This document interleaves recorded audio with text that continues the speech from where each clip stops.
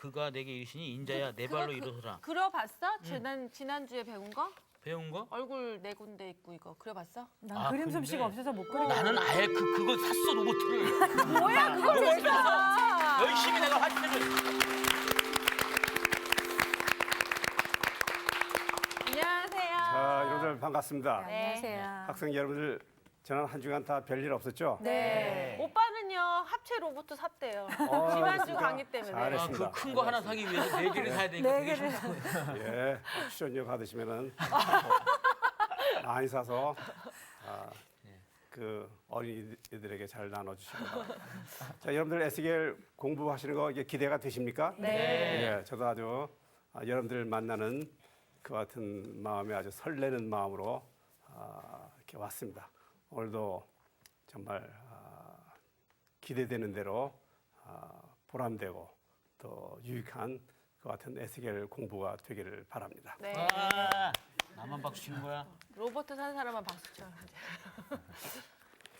오늘은 SQL 우리가 2장을 공부하도록 하겠습니다. 네. 오늘의 말씀 에스겔 4강 인자야 내가 네게 할 말이 있다. 장춘식 목사님 수업 지금 함께해요. 오늘은 이제 제 2장 1절부터 2장은 그렇게 절수가 많지 않습니다. 10절밖에 되지 않습니다. 네. 그래서 우리가 박진희 학생부터 네. 한 절씩 또박또박 읽어보도록 하겠습니다. 네. 그가 내게 이르시되 인자야 내 발로 일어서라 내가 내게 말하리라 하시며 그가 내게 말씀하실 때 그 영이 내게 임하사 나를 일으켜 내 발로 세우시기로 내가 그 말씀하시는 자의 소리를 들으니 내게 이르시되 인자야 내가 너를 이스라엘 자손 곧 패역한 백성 나를 배반하는 자에게 보내노라. 그들과 그 조상들이 내게 범죄하여 오늘까지 이르렀나니 이 자손은 얼굴이 뻔뻔하고 마음이 굳은 자니라. 내가 너를 그에게 보내노니 너는 그들에게 이르기를 주 여호와의 말씀이 이러하시다 하라. 그들은 패역한 족속이라 그들이 듣든지 아니 듣든지 그들 가운데에 선지자가 있음을 알지니라. 인자야 너는 비록 가시와 실레와 함께 있으며 정갈 가운데 거주할지라도 그들을 두려워하지 말고 그들의 말을 두려워하지 말지어다. 그들은 패역한 족속이라도 그 말을 두려워하지 말며 그 얼굴을 무서워하지 말지어다. 그들은 심히 패역한 자라 그들이 듣든지 아니 듣든지 너는 내 말로 고할지어다. 너 인자야 내가 내게 이르는 말을 듣고 그 패역한 족속같이 패역하지 말고 내 입을 벌리고 내가 내게 주는 것을 먹으라 하시기로.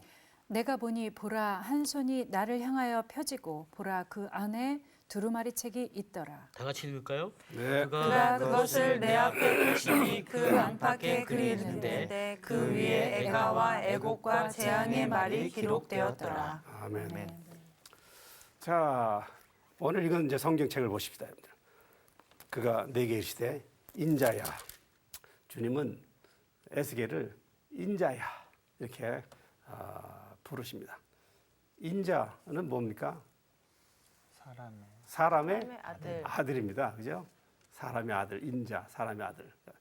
사람의 아들아 하는 것하고 인자야. 뭐 인자는 한문이니까 뭐 하나 다 똑같은 말인데 하여간 우리 그 번역에 인자야 이렇게 했으니까 주님께서 에스겔을 인자야 이렇게 부르신 것입니다.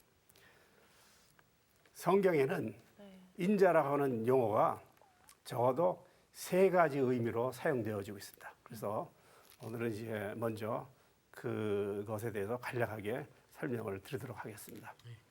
여러분들 어디에서 인자가 사용되어지는지 혹시 기억나시는 분들 계십니까? 신약 우리 예수님 신약에서 네, 아이고 예 인자가 예수님께서 머리 들 네. 곳이 없다. 네, 그렇죠 그렇죠 네. 아이고 예 잘하시네요. 또요 다니엘서에 다니엘서도 예. 그 뭐 우리가 공부할 거 여러분들이 거의 다 했습니다. 조수 씨도 한마디. 한마디. 인자가 머리 들 것 했어요? 아 조수 씨는 어려할 필요가 없어요. 네. 다니엘서에서 지금 우리가 공부를 하니까 네. 다니엘서에서 아니 다니엘서 아니라 에스겔서에서 네. 에스겔서에서 인자라고 하는 표현을 쓰고 있죠. 그 여러분들이 뭐 그 초등학교 학생들 같으면은 그냥 숙제를 내겠습니다. 그냥 예를 들어서 에스겔을 처음부터 끝까지 읽고 인자라고 하는 용어가 몇 번 사용되었는지 가져오시오. 그러면 이제 읽으면서 하나, 둘, 셋, 넷 이렇게 찾아보게 되겠죠. 많이 나와요. 많이 2장에서 나와요. 많이 나오네요.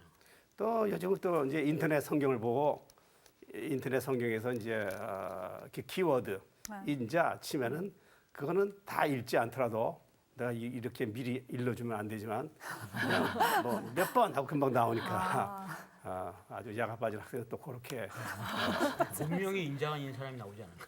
인자. 하여튼간 내가 또 밤 환상 중에 보니 이 다니엘서 7장 13절 말씀입니다.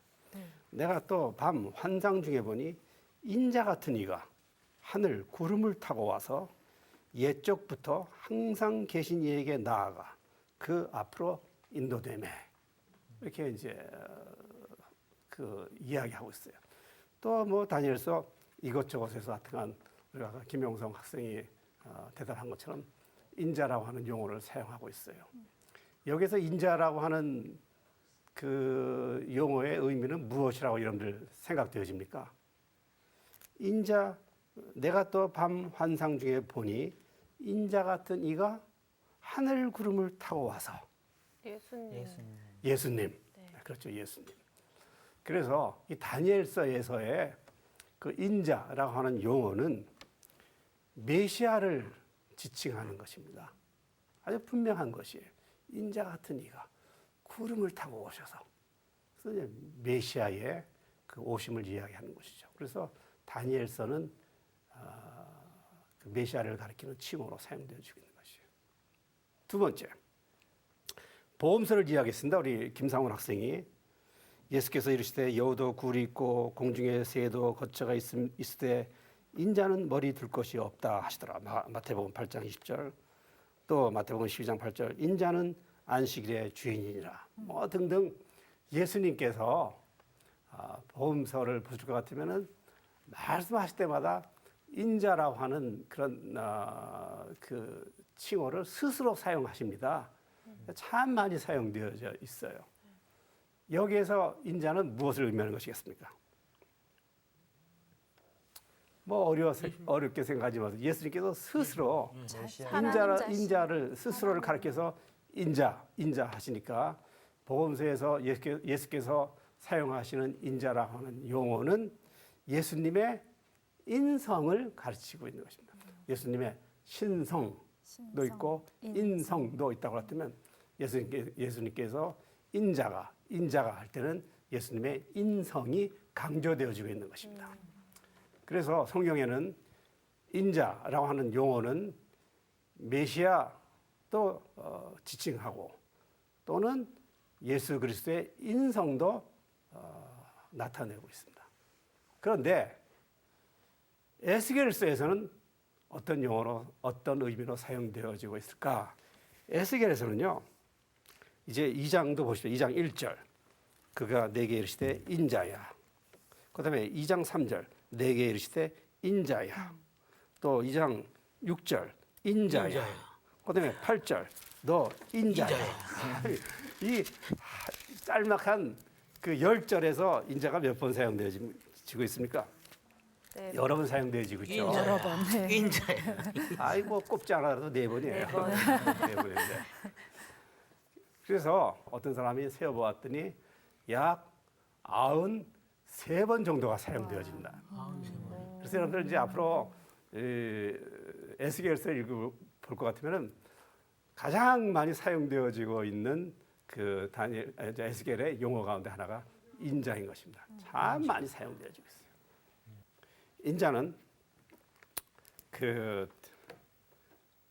제가 히브리어를 사용할 적에는 그렇게 여러분들에게 부탁을 드렸습니다. 듣고 잊어버리시라고. 사람이라고 하는 말이 아담이고요. 아담아, 내가 어디 있느냐. 아담, 사람이라는 말입니다. 그다음에 이제 아들이라고 하는 말은 벤 예후다, 유다의 아들 그 말. 허씨의 아들 뭐 그런 뜻입니다. 그래서 이제 벤이라고 하는 말은 아들이라고 하는 뜻입니다. 그래서 벤 아담입니다.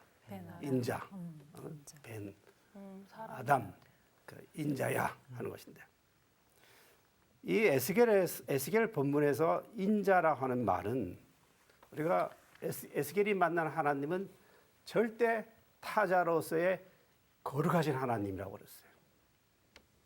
하나님은 인간이 찾아서 오시는 하나님이 아니에요. 내가 이렇게 해주십시오, 저렇게 해주십시오 해서 내 요구에 따라서 이렇게 하시고 저렇게 하시는 하나님은 아니에요. 그러면 신앙적으로 그럼 우리가 뭐 하나님 앞에 뭐 기도드릴 필요도 없겠네요. 뭐 하나님 앞에 뭐 간구드리고 그러는 것이 다 소용이 없단 말입니까? 이렇게 질문하실 분들도 계시고 또 의심도 들 것이에요. 아니에요. 기도는 우리가 열심히 기도해야죠. 그러나 내가 기도했다고 하여서 그 기도에 대한 하나의 그냥 요구를 하나님께서 반드시 응답해 주시는 그런 하나님은 어떻든 간에 제가 결론으로 말씀드리면 하나님은 하나님의 자의지에 의하여서 네. 네? 들어주시기도 하시고 안 들어주시기도 하시고 오시기도 하시고 안 오시기도 하시고 그러니까 하나님은 거룩하신 하나님이에요. 절대 타자로서의 거룩하신 하나님. 하나님은 하나님이신 것이에요. 나는 그 하나님과 비교할 때 나는 그냥 속된 죄 많은 인간에 불과한 것이에요. 그래서 에스겔서에서 사용되어지고 있는 인자야, 벤, 아담이라고 하는 이 말의 의미는 우리는 하나님과 비교할 수 없는 그런 죄인이고 또 연약하고 죽을 수밖에 없는 그와 같은 존재다라고 하는 것을 의미하고 있는 것이에요. 네. 거듭 말씀드린다만 에스겔이 만난 하나님은 거룩하신 하나님이에요. 그 하나님 앞에 서 있는 에스겔은요. 연약한 인간이에요. 비록 그가 제사장의 아들이었다고 하더라도 지금은 뭐예요? 전쟁 포로예요. 그다음에 사로잡혀 왔어요. 네. 아무것도 할 것이 없어요. 그냥 강가에 있는 것이에요. 연약한 인간이에요.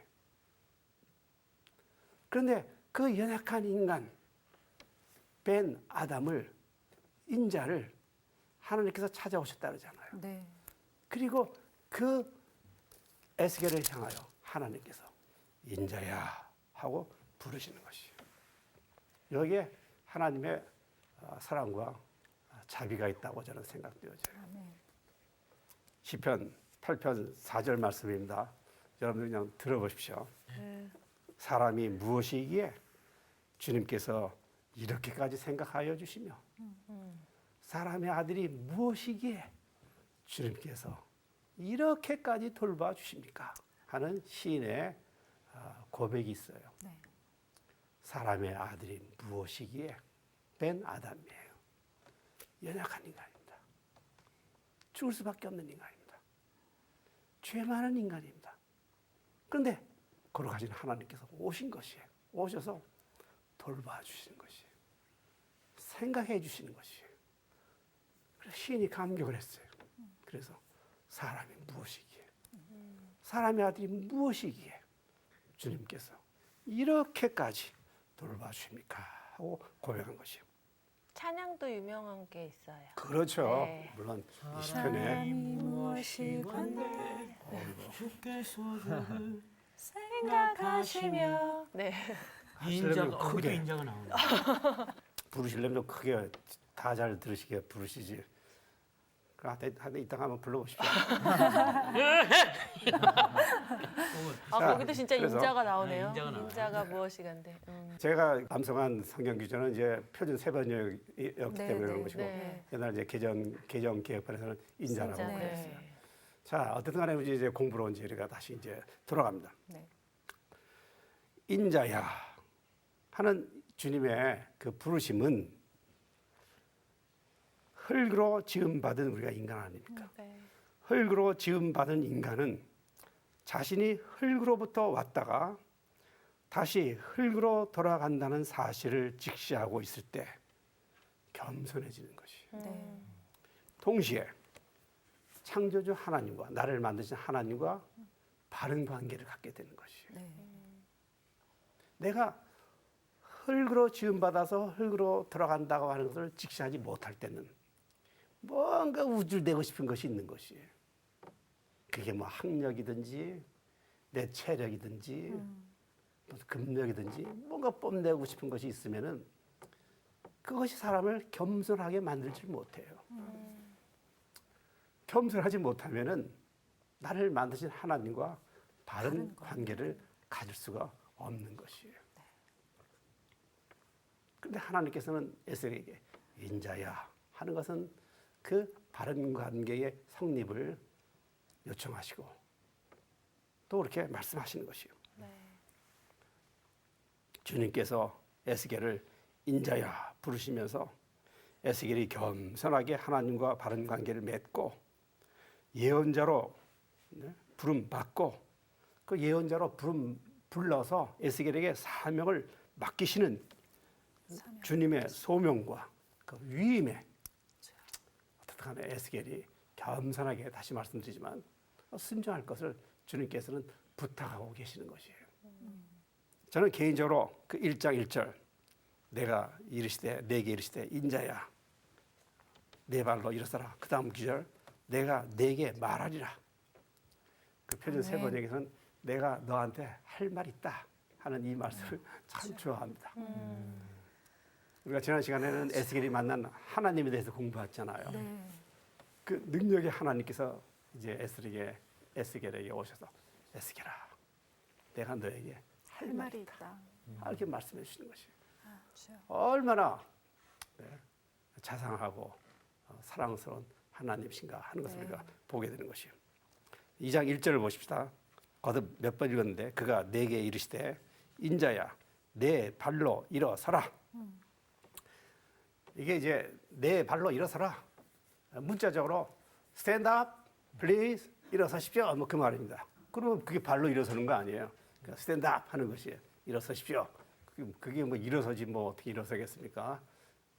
그런 의미입니다. 그런데 내 발로 일어서라고 하는 것은 주님께서 지금 부르시는 거 아니에요. 무엇으로 부르시는 것입니까? 지금 이제 예언자로 부르시는 것이에요. 사명을 감당하도록 하시기 위해서. 그래서 이것은 일어서라고 하는 말씀은 이게 주님의 소명입니다. 그리고 여기에 무엇이 있냐 하면은 이 말씀을 듣는 에스겔 그 개인의 결단, 그 개인적 결단이 필요한 것입니다. 네. 에스겔이 뭐 요청해서 하나님이 오신 것은 아니에요. 그렇지만 하나님께서 오셨어요. 그리고 하나님께서 말씀하시는 것이에요. 내가 너에게 할 말이 있다. 주님 무슨 말씀을 하시려고요? 일어서라. 네 발로 일어서라. 그것이 의미하는 것은 결단은 하나님이 오셔서 이제 다 해주시는 거. 뭐 우리가 이제 금방 배우게 되겠습니다. 그렇다고 해서 내가 뭐 할 일이 별로 많은 게 아니에요. 결국은 처음부터 끝까지 다 하나님이 하시는 거예요. 사실은 내가 뭐 하는 것 같지만 실제로는 하나님이 다 하시는 거예요. 필요한 것은 하나님께서 다 마련해 주시고. 아멘. 그럼에도 불구하고 하나님께서 우리들에게 필요로 하시는 것 하나 있어요. 그것은 결단은 내가 해야 되는 거예요. 결단. 내가 싫다 그러면은 그럼 그만이에요. 그럼 뭐 싫다고 하는 걸 뭐 강제로 어떻게 하겠어요? 네. 하나님께서 그냥 코를 깨어서 강제로 또 이렇게 하시기도 하시죠. 하나님의 방법대로. 그러나 내 발로 일어서라 하는 말씀은 개인이 결단을 내려야 한다. 그 말씀이에요. 네. 그래서 에스겔은 예 하고 일어섰어요. 에스겔이 그러니까 순종을 하는 거예요. 결단을 스스로 내리는 거예요. 하나님 나는 못합니다. 모세처럼 하나님 나는 말을 못합니다. 하나님 나는 배운 것이 없습니다. 뭐 그럴 수도 있어요. 근데 에스겔서에 이제 볼 것 같으면 그런 이야기가 없어요. 그렇죠? 하나님께서는 내 발로 일어서라 이렇게 말씀하고 다른 변명이 없는 거 보니까 에스겔은 이제 결단을 했어요. 일어섰어요. 바로 그다음에 가서 순종. 2장 2절을 봅시다. 그가 내게 말씀하실 때 하나님께서 내가 너에게 할 말이 있다. 그래서 예 하고 이제 에스겔이 결단을 했습니다. 일어섰습니다. 그러니까 이제 하나님께서 이제 말씀을 하시는 것이죠. 그 영이 내게 임하사 나를 일으켜 내 발로 세우시기로 한 이 구절입니다. 이 구절이 의미하는 것은 예언자의 소명에 있어서 내가 결단을 내리지만 조금 전에 말씀드렸잖아요. 역사하는 것은 내 결단이 아니에요. 네. 내 힘이 아니에요. 네. 나는 인자잖아요. 네. 죽을 수밖에 없는 인간이에요. 내가 무슨 일을 할 수 있겠습니까? 그런데 주님의 영이 내게 임하사 나를 일으켜 내 발로 세우시기로. 세우시기로. 그래서 주님께서 이렇게 세워주시는 것이에요. 아멘. 이것이 성령의 역사인 것입니다. 아멘. 성령께서는 우리가 비록 연약하고 보잘것없는 사람일지라도 우리를 일으켜 주시고 세워 주시는 것이에요. 이것이 중요한 것이. 이것을 깨닫는 것이 사명 감당하는 것이 되고 겸손한 것이 되는 것이에요. 나중에 우리가 잘난 척한다고 할 것 같으면 오 주님께서 나에게 나타나셨어. 할렐루야. 어이구 내가 결단을 했어. 그럼 배에다 힘주고 네. 목에다 힘주고 네. 네. 그러면은 하나님께서 하시는 일이 하나님의 영은 네. 슬플 수밖에 없겠죠. 네. 에스겔이 결단을 내렸습니다. 하나님의 영이 그러나 다시 그를 세워주셨습니다. 일으켜 주셨습니다. 성령께서 역사하신다. 예언자로서의 소명과 위임에는 성령께서 역사하신다. 예언자로서의 소명과 위임은 성령의 역사이다 하는 것을 그 짤막한 구절이 우리들에게 보여주고 있는 것입니다.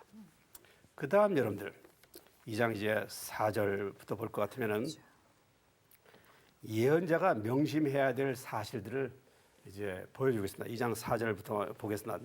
이 자손은 얼굴이 뻔뻔하고 마음이 굳은 자니라. 내가 너를 그들에게 보내노니 너는 그들에게 이르기를 주 여호와의 말씀이 이러하시다 하라 하면서 이제 그 백성들에 대해서 묘사하는데 4절은 이 자손은 얼굴이 뻔뻔하고 마음이 굳은 자. 그다음에 5절은 패역한 족속. 그다음에 6절은 너는 비록 가시와 찔레와 함께 뭐 기타 등등.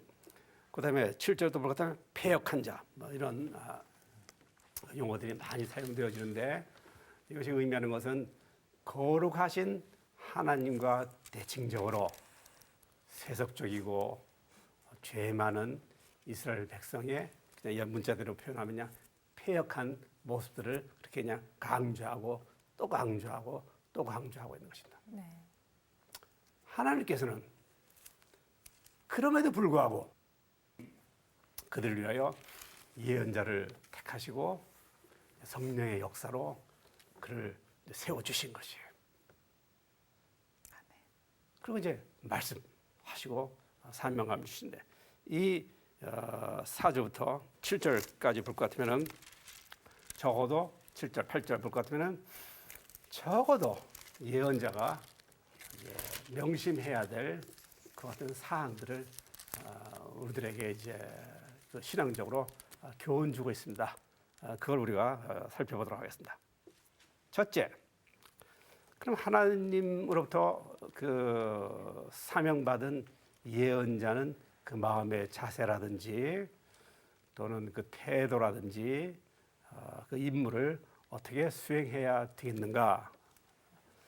이와 같은 것들이 신앙적으로 우리가 그리스도인으로서 우리가 이 세상 살 때 어떻게 살아야 될 것인가? 또는 현대 교회가 예수 그리스도의 그 예언자적인 사명을 어떻게 감당해야 될 것인가 하는 그 같은 교훈을 준다고 생각합니다. 첫 번째, 예언자가 명심해야 될 그 사실은 예언자는 하나님으로부터 파송받은 사람임을 잊지 말아야 합니다. 2장 3절, 그 다음에 4절 볼 것 같으면 계속해서 내가 너를 보낸다고 하는 그 같은 말씀이 있습니다. 네. 보내노니. 나를 배반하는 자에게 보내노라. 3절에 그랬고 4절도 볼 것 같으면은 보내노니 너를 그들에게 보내노니 이렇게 보낸다 하는 표현이 있습니다.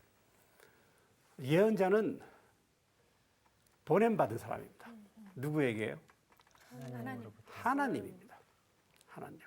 예언자는 하나님의 말씀에 대언자 뭐 그렇게 정의를 내리기도 하는데 이 첫 번째 예언자의 정의 혹은 예언자의 사명에 있어서 우리가 기억해야 될 것은 예언자는 하나님께서 보낸 사람입니다. 이게 별로 중요한 것 같지 않으셔도 이게 왜 첫 번째 나왔을까? 그 아주 중요한 것입니다. 파송자 하나님이십니다. 왕도 아니고 권력자도 아니고 아니면 친분이 있는 혹은 영향력이 있는 어떤 사람도 아닙니다. 나를 예언자로 파송해 주시는 분은 바로 살아계신 전지전능하시고 무소부재하신 거룩하신 하나님이십니다. 거룩하신 하나님께서 나를 이 세상으로 보내시는 것입니다. 저희도 그런 역할을 하잖아요. 이 땅에서. 그리스도인이라고 근데, 하는 네. 그리스도인이라고 하는 우리가 이름을 가지고 있으면 그 이름에 걸맞게 우리도 예언자로 이 세상에 부름 받은 거죠. 이게 네. 파송받은 것이죠. 근데 이제 하나님이 보내셨다는 것보다 살다 보면은 내가 하는 것처럼 살 때가 너무 많은 것 같아요. 그럴 때도 있죠. 또 신앙이 너무 좋아서 나를 파송해 주신 분은 우리 존경하는 사랑하는 목사님이십니다. 그렇다고 해서 뭐 목사님을 뭐 내가 어떻게 하는 건 아닌데 너무 존경하고 사랑하는 나머지 목사님이십니다. 하는 바람에 그냥 하나님이 그냥 목사님 밑에 들어갈 수도 있겠죠. 그럴 수도 있겠죠. 또 아내를 너무 그냥 사랑하고 아내 때문에 내가 예수 믿게 되었다 그래서 나를 불러주신 분은 바로 우리 사랑하는 아내입니다. 그렇게 고백하는 사람들이 있을지 모르지만 여러분들 하여튼간 우리를 이 세상에 보내주신 분은 하나님. 하나님이신 것입니다. 이 사실이 이게 지켜지지 아니할 때는 이게 문제가 되는 것이에요. 그래서 이게 첫 번째로 강조하고 있는 것이에요. 두 번째, 2장 이제 4절, 7절입니다. 4절 보면 마음이 뻔뻔하고 마음이 굳은 자들 아니에요. 너는 그들에게 이르기를 주 여호와의 말씀이 이러하다 하시다. 주 여호와의 말씀이 이러하시다 하라. 예언자는 하나님이 하신 말씀을 그대로 전해야 한다. 이러하시다 하라. 그러니까 하나님께서 말씀을 내 입술에다 주시잖아요. 하나님께서 이렇게 얘기를 하라 하고 주시는 것이에요. 에스겔이 받은 하나님의 말씀이 있습니다. 요 2장에서 에스겔이 받은 하나님의 말씀이 있습니다. 그것은 에스겔서 10장에 볼 것 같으면 그가 그것을 내 안에 펴시니 그 안팎에 글인데 그 위에 애가와 애곡과 재앙의 말이 기록되었다 하는 것이 하나님께로부터 받은 말씀. 그 표준 세번역에서는 온갖 조가와 탄식과 재앙의 글이라고 했습니다. 이 말씀이 의미하는 것은 예루살렘의 멸망과 파괴와 포로에 관한 것입니다. 거듭 말씀드리지만 예언자는 상황에 따라서 하나님께로부터 받은 말씀을 수정, 가감해서는 안 되는 것입니다. 그런 경우가 종종 있나요? 수정, 가감하는 경우가? 있으신 있죠. 것 같아요. 네. 실제로 뭐 중얼중얼 하시는 거 보니까 수정, 가감하는 것이 성경에 볼 것 같으면요. 하나님께서는 말씀하시지 않았는데 예언자가 평안합니다. 할렐루야. 평안이 너에게 있을지어다. 환란이 오는데 평안합니다. 위기인데. 그냥 거짓 예언자들이라 그랬어요. 평안만 외치고 듣기 좋은 말만 하는 것이에요. 네, 네. 예수께서 나를 따라오려는 자기를 부인하고 십자가를 지십시오. 그런데 내가 십자가를 어떻게 집니까? 십자가는 싹 빼고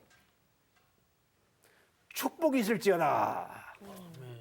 금방 손 드시네. 아멘 하고. 그러죠. 대박 터지는 대박 터지네. 설교만 하시고. 고난은 없고. 그리스도의 고난은 없고. 그래서 주님께서 예언자에게 부탁하시는 말씀, 하나님께서 하신 말씀만을 전하라.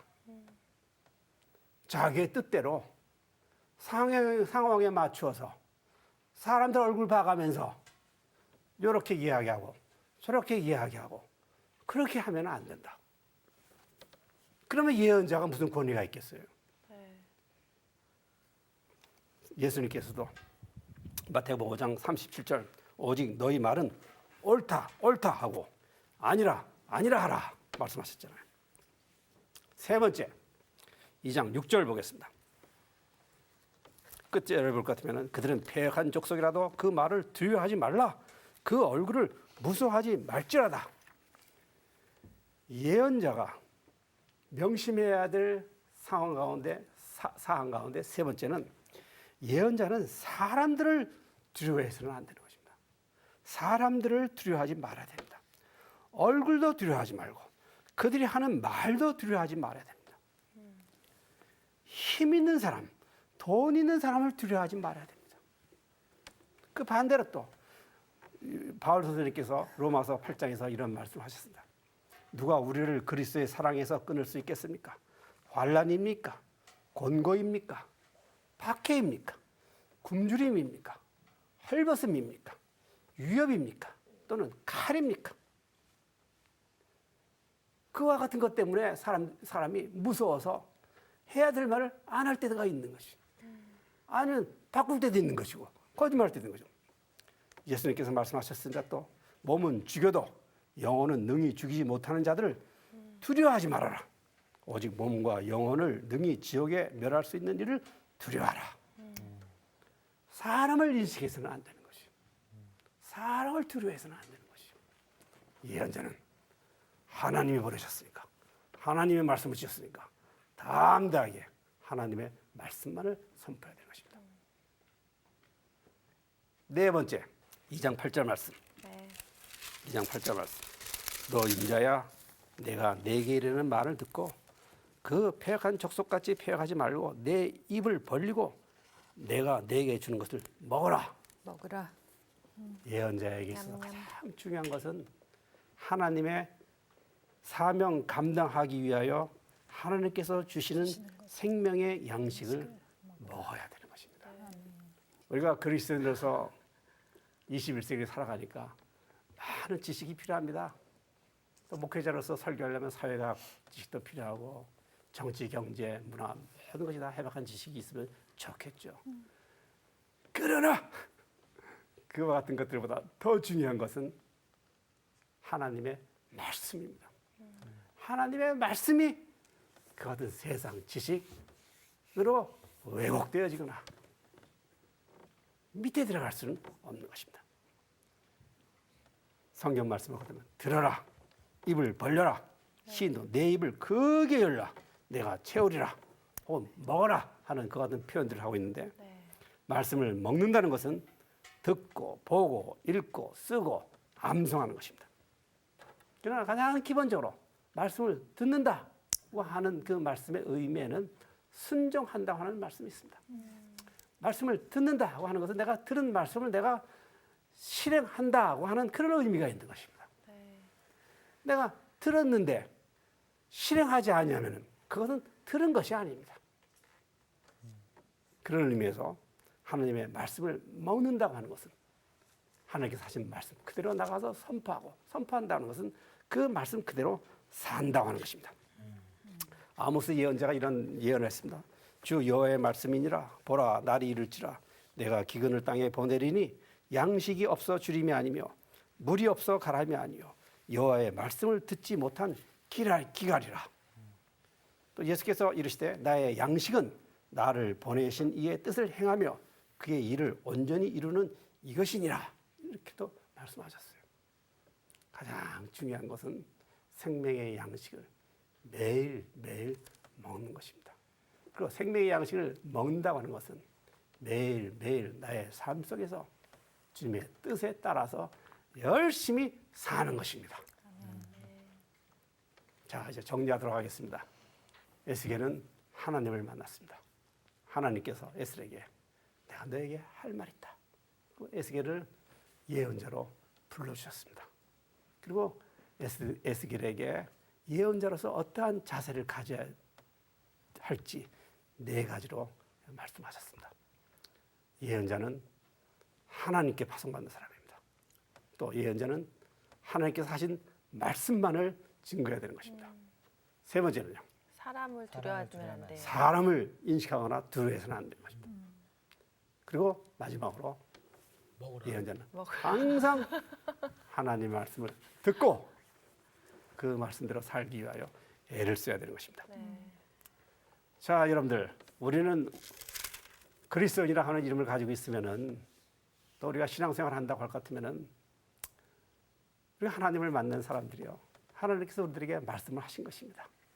구체적으로 여러분들에게 무슨 말씀 어떻게 하셨는지는 잘 알지 못하지만, 그러나 어쨌든 간에 하나님께서 여러분들을 이 세상에 예언자로 불러주신 것입니다.